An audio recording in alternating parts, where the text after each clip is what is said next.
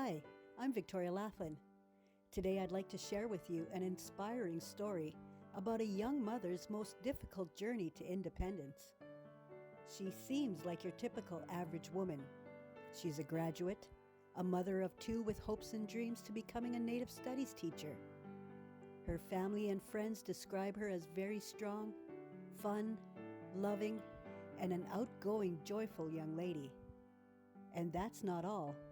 What astonishes them the most is her unfazed and unwavering outlook on life, no matter what the challenge is. A challenge that most people would be severely heartbroken, spiritually and mentally crushed by the confines of their disabilities. Everyone who came to know Cari feels she deserves the best, and this is her story. So Cari, we thought, had the flu. We would just give her Tylenol, apple juice, orange juice, whatever, let her sleep. She had fevers, and she would take showers to bring the fever down and stuff. And then one day, a couple of days later, she said, "Did I hit my arm on anything? Because it really hurts." And she would put a cold cloth on it. And so finally, we took her into a walk-in clinic, and they did take a swab. They said it was just a flu, take Tylenol, and that's just a bruise, it'll go away.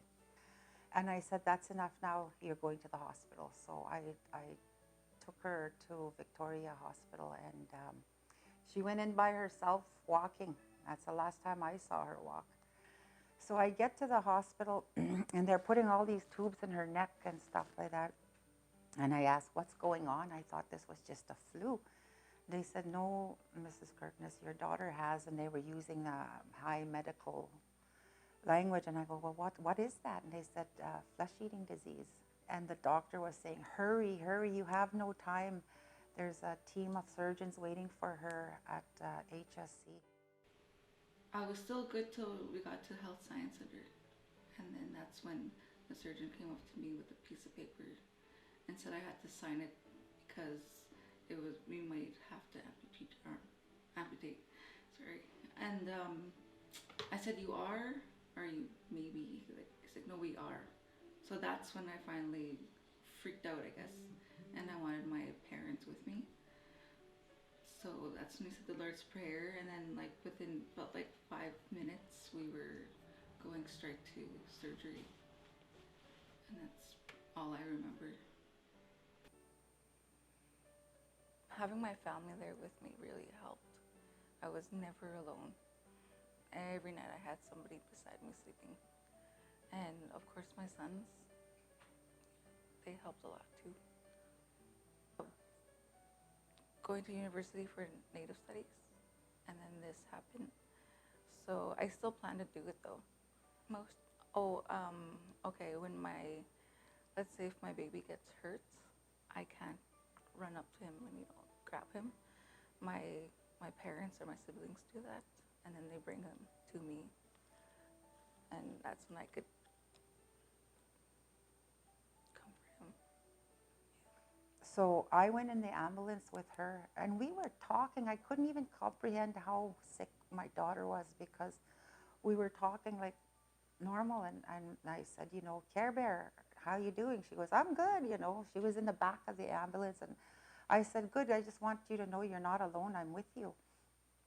So we were just yapping, and then it was a scary ride though, because in the back of my mind I kept hearing that doctor rushing everybody, "Go, go, go, there's no time," but talking with her still, it was really confusing, because it seemed like she was okay, but at the same time I heard what the doctor had said, that they had to amputate her arm, and then he goes, "and her leg." So that was like a double shock right there, and we were all shocked. And then we said, we were starting to calm down, and we said, that's okay. If she loses an arm and a leg, we'll help her." And then 1 hour later, they came back and they said that her organs were shutting down, and that she probably wouldn't make it through the night.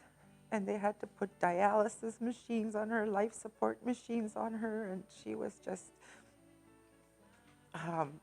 we really had to call in family now. Like, they had to show up. Like, all three of those rooms were packed with family and friends. They were packed. We weren't alone. But then they said they needed to talk to us 2 days later. And so her dad had to come down too, because they talked to me first, and they said another discoloration showed up on her other leg, and if they did that, there's nothing they could do. But they said what they could try to do is amputate the other leg and hope that they caught that infection and it wouldn't travel inside her body. So he said, it's up to you to decide if you want to amputate or let her go, basically, he said. And so I said, no. I said, no, you save her. I said, amputate. And then I waited for my husband to come down there, and I told him. And right away he said, no way. He said, save her. Do anything you can to save her. Just brought us closer together, I think. That you don't want to see any of your kids hurt. You don't want to see any of your kids or grandkids suffer in any way. You want to make life easy as possible for them. You want to. To me, they're all still babies. All my kids, they're in their 30s. The first 2 weeks, people were sending us food and water in that waiting room. I never left that waiting room. However, I did buy a hotel room for my grandsons to be close in case something happened to their mom. And my oldest grandson, oh my gosh, that kid, So strong. he was so strong. He would go and hold his mom, and he would tell her, fight, mommy, fight. I have all this energy. I'm giving it to you. Use it and fight. And he would steady say the Lord's Prayer, hey, Tom? Yeah. And one time we were up on a second floor, and there was just my grandson, Tom, and I sitting there. And he started saying the Lord's Prayer. And he said, when we were done praying with him, he said, please, Lord, can you give me a sign to let me know that my mommy's going to be okay? I went upstairs back to the ICU, and then I was called inside her room. 2 weeks later, she's sitting up like nothing happened. Hi, Mom. And I'm just going, oh my God, like she's up. And all the nurses were standing there clapping.